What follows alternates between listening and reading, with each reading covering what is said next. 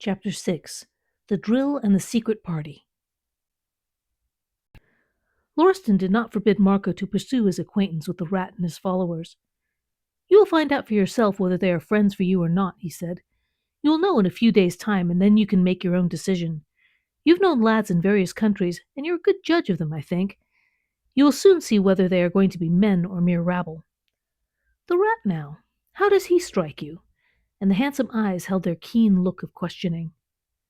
"He'd be a brave soldier if he could stand," said Marco, thinking him over. "But he might be cruel." "A lad who might make a brave soldier cannot be disdained, but a man who is cruel is a fool. Tell him that from me," Lauriston answered. "He wastes force, his own and the force of the one he treats cruelly. Only a fool wastes force." "May I speak of you sometimes?" asked Marco. "Yes, you will know how. You will remember the things about which silence is the order." "I never forget them," said Marco. "I've been trying not to for such a long time." "You have succeeded well, comrade," returned Lauriston from his writing table to which he had gone and where he was turning over papers. A strong impulse overpowered the boy. He marched over to the table and stood very straight, making his soldierly young salute, his whole body glowing. "Father," he said, "you don't know how I love you. I wish you were a general and I might die in battle for you. When I look at you, I long and long to do something for you a boy could not do. I would die 1,000 wounds rather than disobey you, or Samavia." He seized Lauriston's hand and knelt on one knee and kissed it. An English or American boy could not have done such a thing from an unaffected natural impulse, but he was of warm southern blood. "I took my oath of allegiance to you, father, when I took it to Samavia. It seems as if you were Samavia too," he said, and kissed his hand again. Lauriston had turned towards him with one of his movements which were full of dignity and grace. Marco, looking up at him, felt that there was always a certain remote stateliness in him which made him seem quite natural that anyone should bend the knee and kiss his hand. A sudden great tenderness glowed in his father's face as he raised the boy and put his hand on his shoulder. "Comrade," he said, "you don't know how much I love you and what reason there is that we should love each other. You don't know how I've been watching you and thanking God each year that here grew a man for Samavia. That I know you are, a man, though you have lived but 12 years. 12 years may grow a man, or prove that a man will never grow, though a human thing he may remain for 90 years. This year may be full of strange things for both of us. We cannot know what I may have to ask you to do for me, and for Samavia. Perhaps such a thing as no 12-year-old boy has ever done before." "Every night and every morning," said Marco, "I shall pray that I may be called to do it, and that I may do it well." "You will do it well, comrade, if you are called. That I could make oath," Lauriston answered him. The squad had collected in the enclosure behind the church when Marco appeared at the arched end of the passage. The boys were drawn up with their rifles, but they all wore a rather dogged and sullen look. The explanation which darted into Marco's mind was that this was because the rat was in a bad humor. He sat crouched together on his platform, biting his nails fiercely, his elbows on his updrawn knees, his face twisted into a hideous scowl. He did not look around or even look up from the cracked flagstone of the pavement on which his eyes were fixed. Marco went forward with military step and stopped opposite to him with a prompt salute. "Sorry to be late, sir," he said, as if he had been a private speaking to his colonel. "It's him, rat! He's come, rat!" the squad shouted. "Look at him!" But the rat would not look and did not even move. "What's the matter?" said Marco with less ceremony than a private would have shown. "There's no use in my coming here if you don't want me." "He's got a grouch on 'cause you're late," called out the head of the line. "No doing nothing when he's got a grouch on." "I shan't try to do anything," said Marco, his boy face setting itself into good stubborn lines. "That's not what I came here for. I came to drill. I've been with my father. He comes first. I can't join the squad if he doesn't come first. We're not on active service, and we're not in barracks." The rat moved sharply and turned to look at him. "I thought you weren't coming at all," he snapped and growled at once. "My father said you wouldn't. He said you were a young swell for all your patched clothes. He said your father would think he was a swell even if he was only a penny a liner on newspapers, and he wouldn't let you have anything to do with a vagabond and a nuisance. Nobody begged you to join. Your father can go to blazes." "Don't you speak that way about my father," said Marco quite quietly, "because I can't knock you down." "I'll get up and let you," began the rat immediately, white and raging. "I can stand up with 2 sticks. I'll get up and let you." "No, you won't," said Marco. "If you want to know what my father said, I can tell you. He said I could come as often as I liked till I found out whether we should be friends or not. He says I shall find that out for myself. It was a strange thing the rat did. It must always be remembered of him that his wretched father, who had each year sunk lower and lower in the underworld, had been a gentleman once, a man who had been familiar with good manners and had been educated in the customs of good breeding. Sometimes when he was drunk, and sometimes when he was partly sober, he talked to the rat of many things the boy would otherwise never have heard of. That was why the lad was different from the other vagabonds. This also was why he suddenly altered the whole situation by doing this strange and unexpected thing. He utterly changed his expression and voice, fixing his sharp eyes shrewdly on Marco's. It was almost as if he were asking him a conundrum. He knew it would have been one to most of the boys of the class he appeared outwardly to belong to. He would either know the answer or he wouldn't. "I beg your pardon," the rat said. That was the conundrum. It was what a gentleman and an officer would have said if he felt he had been mistaken or rude. He had heard that from his drunken father. "I beg yours for being late," said Marco. That was the right answer. It was the one another officer and gentleman would have made. It settled the matter at once, and it settled more than was apparent at the moment. It decided that Marco was one of those who knew the things that the rat's father had once known, the things gentlemen do and say and think. Not another word was said. It was all right. Marco slipped into line with the squad, and the rat sat erect with his military bearing and began his drill. "Squad! Tension! Number! Slope arms! Form fours! Right!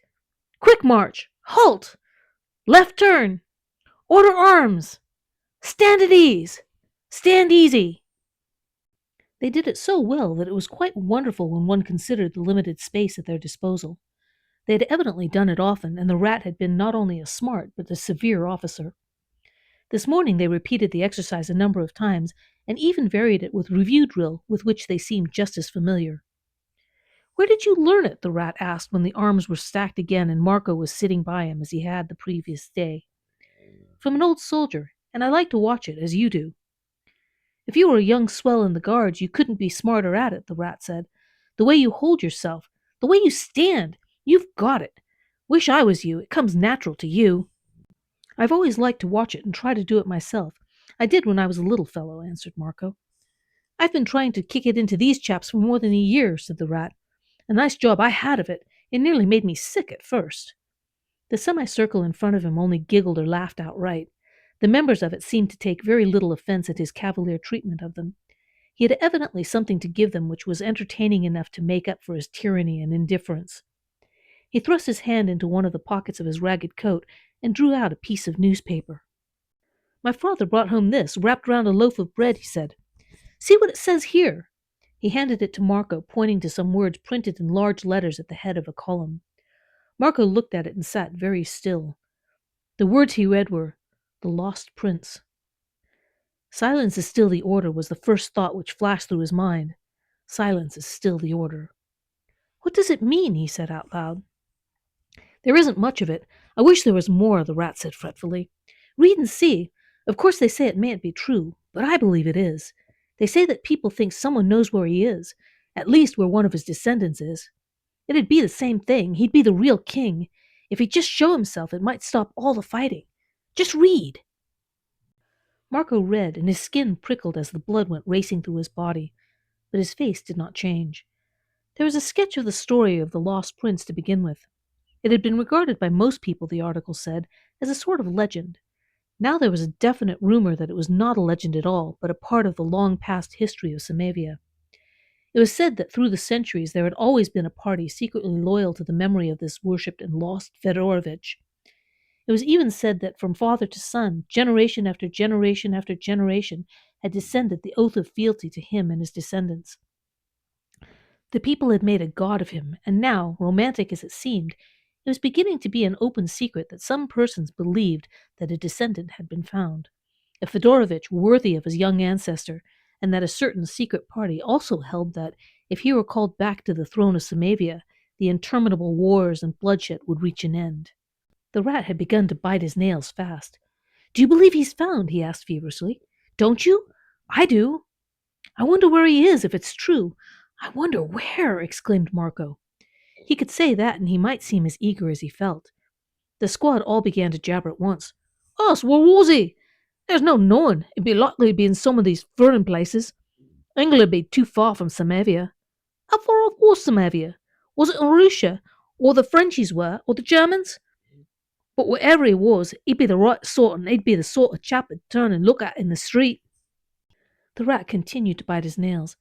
He might be anywhere, he said, his small, fierce face glowing. That's what I like to think about. He might be passing in the street outside there. He might be up in one of those houses, jerking his head over his shoulder towards the back of those enclosing dwellings. Perhaps he knows he's a king, and perhaps he doesn't. He'd know if what you said yesterday was true, about the king always being made ready for Samavia. Yes, he'd know, put in Marco. Well, it'd be finer if he did, went on the rat. However poor and shabby he was, he'd know the secret all the time. And if people sneered at him, he'd sneer at them and laugh to himself. I dare say he'd walk tremendously straight and hold his head up. If I was him, I'd like to make people suspect a bit that I wasn't like the common lot of them. He put out his hand and pushed Marco excitedly. Let's work out plots for him, he said. That'd be a splendid game. Let's pretend we're the secret party. He was tremendously excited. Out of the ragged pocket he fished a piece of chalk. Then he leaned forward and began to draw something quickly on the flagstones closest to his platform. The squad leaned forward also, quite breathlessly, and Marco leaned forward. The chalk was sketching a roughly outlined map, and he knew what map it was before the rat spoke. That's a map of Samavia, he said.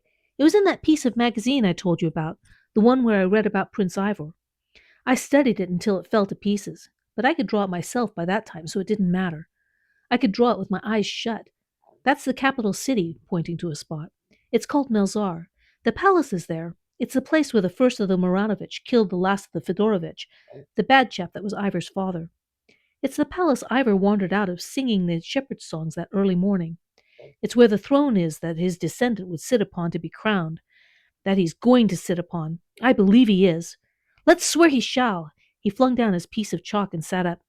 Give me 2 sticks. Help me get up. 2 of the squad sprang to their feet and came to him. Each snatched one of the sticks from the stacked rifles, evidently knowing what he wanted. Marco rose too and watched with sudden, keen curiosity. He had thought that the rat could not stand up, but it seemed that he could in a fashion of his own, and he was going to do it. The boys lifted him by his arms, set him against the stone coping of the iron railings of the churchyard, and put a stick in each of his hands. They stood at his side, but he supported himself. He could get about if he had the money to buy crutches, said one whose name was Cad, and he said it quite proudly. The queer thing that Marco had noticed was that the ragamuffins were proud of the rat and regarded him as their lord and master. He could get about and stand as well as anyone, added the other, and he said it in the tone of one who boasts. His name was Ben. I'm going to stand now, and so are the rest of you, said the rat. Squad, tension! You at the head of the line, to Marco. They were in line in a moment. Straight, shoulders back, chins up, and Marco stood at the head. We're going to take an oath, said the rat. It's an oath of allegiance. Allegiance means faithfulness to a thing, a king or a country. Ours means allegiance to the king of Samavia. We don't know where he is, but we swear to be faithful to him, to fight for him, to plot for him, to die for him, and to bring him back to his throne. The way in which he flung up his head when he said the word die was very fine indeed.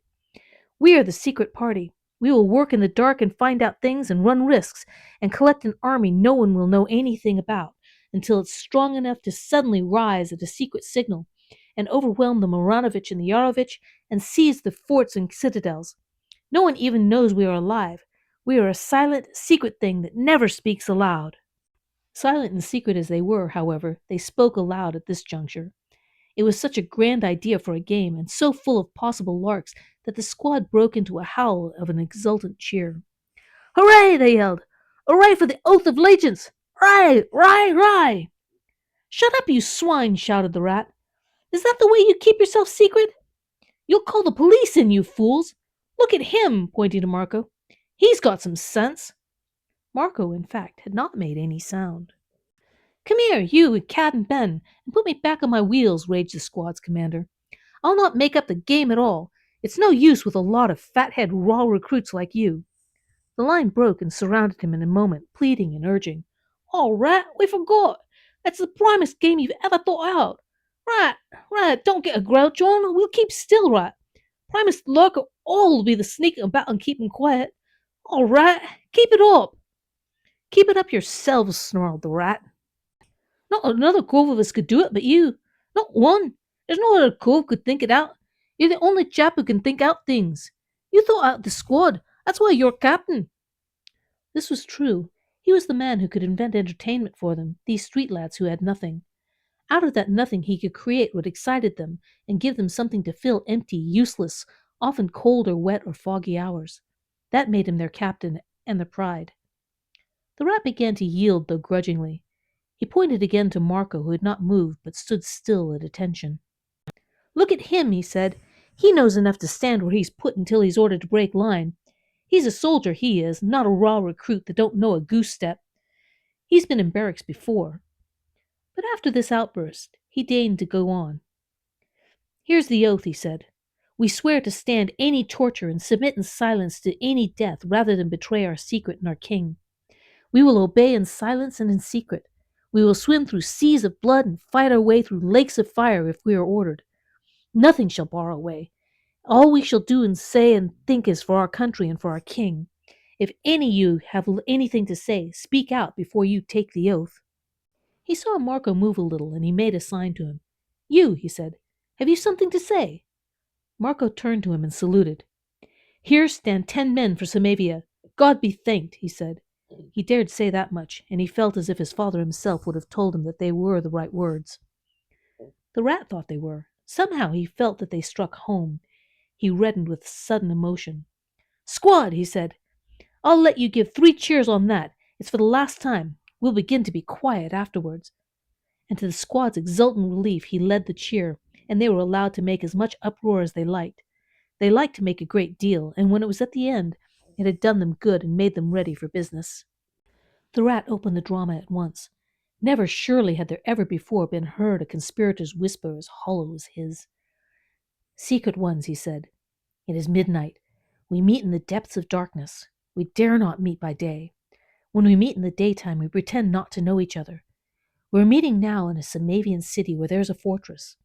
We shall have to take it when the secret sign is given and we make our rising. We are getting everything ready so that when we find the king, the secret sign can be given. What was the name of the city we're in? Whispered Cad. It is called Lorena. It is an important seaport. We must take it as soon as we rise. The next time we meet, I will bring a dark lantern and draw a map and show it to you. It would have been a great advantage to the game if Marco could have drawn for them the map he could have made, a map which would have shown every fortress, every stronghold, and every weak place. Being a boy, he knew what excitement would have thrilled each breast, how they would lean forward and pile question on question, pointing to this place and to that.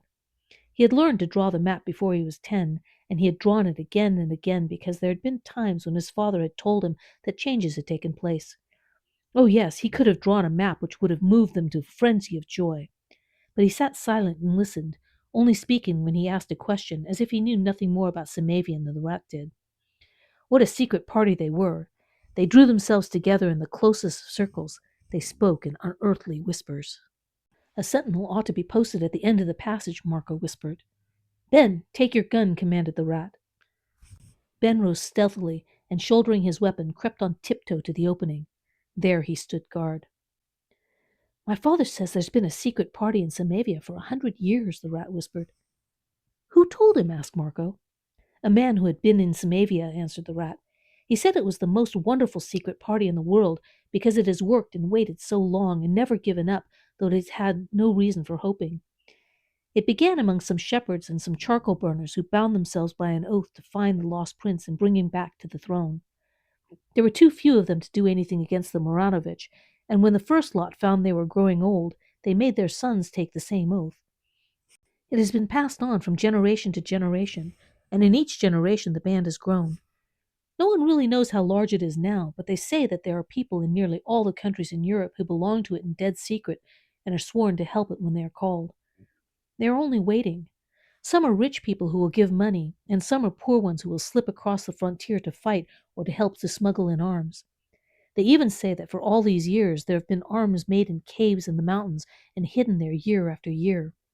There are men who are called forgers of the sword, and they and their fathers and their grandfathers and their great-grandfathers have always made swords and stored them in caverns no one knows of, hidden caverns underground. Marco spoke aloud the thought which had come into his mind as he listened, a thought which brought fear to him. If the people in the streets talk about it, they won't be hidden long. It isn't common talk, my father says. Only a very few have guessed, and most of them think it's part of the Lost Prince legend, said the rat. The Moranovich and the Yarovich laugh at it. They have always been great fools. They're too full of their own swagger to think anything can interfere with them. Do you talk much to your father? Marco asked him. The rat showed his sharp white teeth in a grin. I know what you're thinking of, he said. You're remembering that I said he was always drunk. So he is, except when he's only half drunk. And when he's half drunk, he's the most splendid talker in London. He remembers everything he's ever learned or read or heard since he was born. I get him going and listen. He wants to talk and I want to hear. I found out almost everything I know that way. He didn't know he was teaching me, but he was. He goes back into being a gentleman when he's half drunk. If you care about the Samavians, you'd better ask him not to tell people about the secret party and the forgers of the sword, suggested Marco. Rat started a little. That's true, he said. You're sharper than I am. It oughtn't to be blabbed about, or the Moranovich might hear enough to make them stop and listen. I'll get him to promise. There's one queer thing about him, he added very slowly, as if he were thinking it over. I suppose it's part of the gentleman that's left in him. If he makes a promise, he never breaks it, drunk or sober. Ask him to make one, said Marco. The next moment he changed the subject because it seemed the best thing to do. Go on and tell us what our own secret party is to do. We're forgetting, he whispered. The rat took up his game with renewed keenness. It was a game which attracted him immensely because it called upon his imagination and held his audience spellbound, besides plunging him into the war and strategy. We're prepared for the rising, he said. It must come soon. We've waited so long.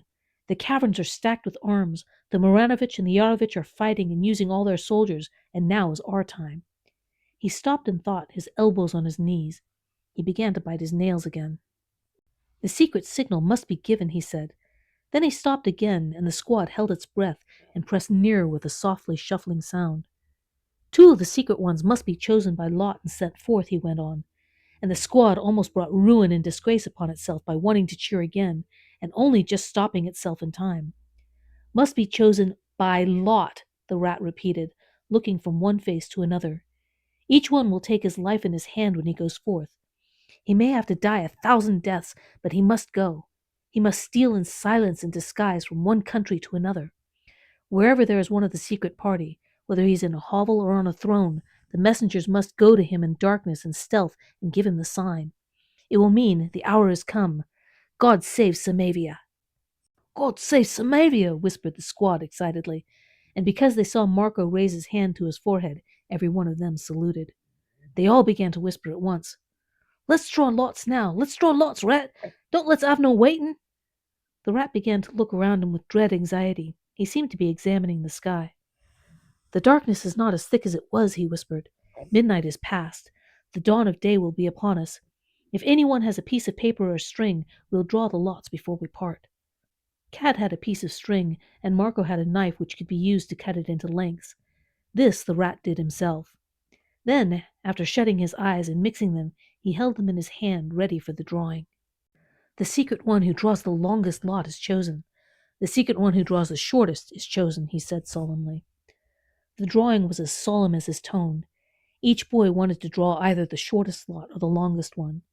The heart of each thumped somewhat as he drew his piece of string. When the drawing was at an end, each showed his lot. The rat had drawn the shortest piece of string, and Marco had drawn the longest one. Comrade, said the rat, taking his hand, we will face death and danger together. God save Samavia, answered Marco, and the game was at an end for the day. The primest thing, the squad said, the rat had ever made up for them. He was a wonder, he was.